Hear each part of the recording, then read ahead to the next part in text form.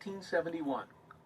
600 armed black men surround a plantation house in South Carolina. Inside, 11 Klan members are cowering in terror, the same men who've been lynching freedmen for sport.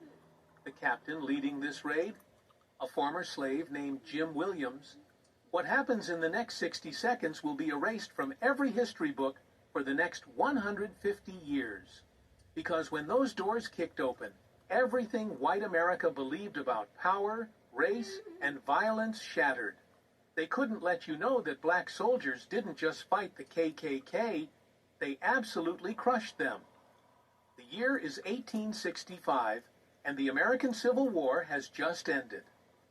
4 million black Americans have been declared free, but freedom on paper means almost nothing when you're surrounded by people who've spent generations treating you as property. Across the former Confederacy, white supremacists are refusing to accept their defeat. They can't re-enslave black people legally, so they turn to terror instead. In Tennessee, a group of Confederate veterans forms a secret society dedicated to restoring white supremacy through violence. They call themselves the Ku Klux Klan, and within months, they've spread to every corner of the South like a disease. The Klan's strategy is brutally simple.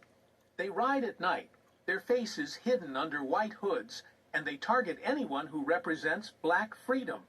A freedman who dares to vote? His house burns to the ground. A black political leader who speaks up for his community? He's dragged from his bed and lynched. A black family trying to buy their own land? They're whipped until they agree to keep working for their former masters. In South Carolina alone, historians estimate the Klan murders hundreds of black Americans in just 2 years. Local sheriffs look the other way. State courts refuse to prosecute. For black communities, there's nowhere to turn for protection. But here's the part they don't teach in school. Black Americans didn't just endure this nightmare passively. They organized, they strategized, and in several southern states, they did something that would become the white supremacists' worst fear. They formed their own militias. These weren't vigilante groups or angry mobs. They were official state militia companies, legally authorized and commanded by black officers. In South Carolina, where black voters had helped elect a Republican governor, the state militia became majority black by 1870. Black men like Jim Williams, Robert Smalls, and Prince Rivers weren't just given rifles.